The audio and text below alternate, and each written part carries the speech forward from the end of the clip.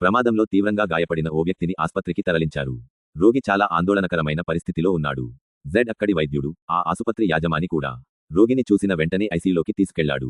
2-3 గంటల ఆపరేషన్ తర్వాత డాక్టర్ బయటకు వచ్చి, ఈ వ్యక్తికి ఇక్కడ ఎలాంటి ఇబ్బంది లేదా అసౌకర్యం కలగకుండా జాగ్రత్తగా చూసుకోండి అని తన సిబ్బందికి చెప్పాడు. ఆ వ్యక్తి నుండి చికిత్స కోసం, మందుల కోసం డబ్బు తీసుకోవద్దని కూడా వారికి సూచించాడు. ఆ రోగి దాదాపు 15 రోజుల పాటు ఆసుపత్రిలోనే ఉన్నాడు. అతను బాగా కోలుకుని ఆసుపత్రి నుండి బయటకి వెళ్లాలనుకున్నప్పుడు డాక్టర్ ఆసుపత్రి యజమాని అతని తుది నివేదికలను సమీక్ష కోసం తీసుకుంటూ ఆ రోగికి సంబంధించిన సుమారు 2.5 లక్షల రూపాయల బిల్లు కూడా తీసుకున్నాడు. డాక్టర్ తన అకౌంట్ మేనేజర్ని పిలిచి, ఈ వ్యక్తి నుండి ఒక్క పైసా కూడా తీసుకోవద్దు. ఒక పని చేయండి, ఆ పేషెంట్ని నా వద్దకు పంపించండి అన్నాడు. ఆ వ్యక్తిని వీల్చైర్లో డాక్టర్ క్యాబిన్కు తీసుకువచ్చారు. డాక్టర్ ఆ వ్యక్తిని చూసి ఇలా అడిగాడు, సోదరా, మీరు నన్ను గుర్తించారా? ఆ పేషెంట్ మిమ్మల్ని ఎక్కడో చూసినట్లుగా అనిపిస్తోంది కానీ సరిగా గుర్తు రావడం లేదు అన్నాడు. అప్పుడు డాక్టర్ ఇలా చెప్పసాగారు, మీకు గుర్తుందా, దాదాపు 4 సంవత్సరాల క్రితం ఒక సాయంత్రపు సమయంలో నగర శివార్లలో ఒక అడవిలో ఒక కారును మరమ్మత్తు చేశారు. ఆ రోజు నేను మా కుటుంబంతో కలిసి విహారయాత్రకు వెళ్లి తిరిగి వస్తుండగా కారులో నుండి అకస్మాత్తుగా పొగ రావడం మొదలై ఉన్నట్టుండి ఆగిపోయింది. మేము కారును ఓ పక్కన ఆపి దాన్ని మళ్లీ స్టార్ట్ చేయడానికి ప్రయత్నించాం, కానీ కారు స్టార్ట్ అవలేదు. అప్పటికే కొద్దిగా చీకటి పడుతోంది.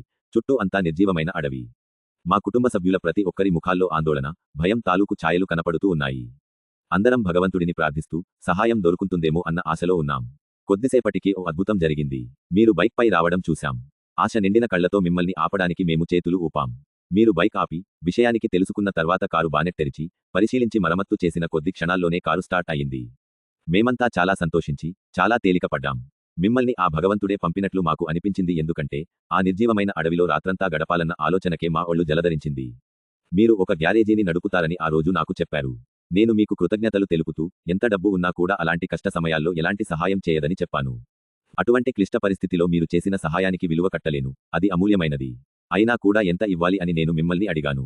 ఆ క్షణంలో ముకుళిత హస్తాలతో మీరు చెప్పిన మాటలు నా జీవితానికి స్ఫూర్తిగా నిలిచాయి. యాస్టరిస్క్ నా నియమం, నా సూత్రం ఏమిటంటే కష్టంలో ఉన్న వ్యక్తికి చేసే సహాయానికి ప్రతిఫలంగా నేను ఏమీ తీసుకోను. నా భగవంతుడే నేను చేసిన పనికి సంబంధించిన లెక్కను చూస్తాడు యాస్టరిస్క్ అని మీరు అన్నారు. నామమాత్రపు ఆదాయం ఉన్న వ్యక్తి ఇంత ఉన్నతమైన ఆలోచనలు, విలువలు కలిగి ఉండి ఎంతో దృఢ సంకల్పంతో వాటిని అనుసరించగలిగినప్పుడు నేను ఎందుకు చేయలేను అని ఆ రోజు అనుకున్నాను. అప్పటి నుండి నా జీవితంలో కూడా అలాగే ఉండాలని సంకల్పించుకున్నాను. 4 సంవత్సరాలు గడిచాయి. నాకు ఎప్పుడూ దేనికి కొరత లేదు. నిజానికి నేను గతంలో కంటే చాలా ఎక్కువ పొందుతున్నాను. ఈ ఆసుపత్రి నాది. మీరు ఇక్కడ నా అతిథి. మీ స్వంత నియమం, మీ సూత్రం ప్రకారంగా కూడా నేను మీ నుండి డబ్బు తీసుకోలేను. ఆ భగవంతుడి దయ వల్ల మీలాంటి స్ఫూర్తిదాయకమైన వ్యక్తికి సేవ చేసే అవకాశం నాకు కలిగింది. ఆ సర్వశక్తిమంతుడు మీ మంచి పనుల జాబితా లెక్కను ఉంచుకున్నాడు. ఈ రోజు మీ భగవంతుడు ఆ లెక్కను చెల్లించాడు. నేను చేసిన పనుల ఖాతా కూడా ఆయన వద్ద ఉంచుకుంటాడు. నాకు అవసరమైనప్పుడు దాని నుండి ఖచ్చితంగా ఆయనే సరిచేస్తారు. మీరు హాయిగా ఇంటికి వెళ్ళండి. ఏ సమస్య వచ్చినా మీరు సంకోచం లేకుండా నా దగ్గరకు రావచ్చు అని డాక్టర్ ఆ వ్యక్తితో చెప్పాడు. ఆ వ్యక్తి క్యాబిన్ నుండి బయటికి వెళుతుండగా గదిలో ఉంచిన భగవంతుని బొమ్మను చూడగానే చేతులు వాటంతటవే పైకి లేచి నమస్కరించగా అతని కళ్లలో నీళ్లు తిరిగాయి. అతని హృదయం అపారమైన ప్రేమతో నిండిపోయింది. మనం చేసిన పనులు వడ్డీతో సహా తిరిగి మన వద్దకే వస్తాయి. ఇది ఈ విశ్వం యొక్క నియమం. ఈ ప్రపంచపు ప్రజలకు నిస్వార్థంగా సేవ చేయడమే ఉత్తమమైన త్యాగం, అదే ఉత్తమ ఆరాధన.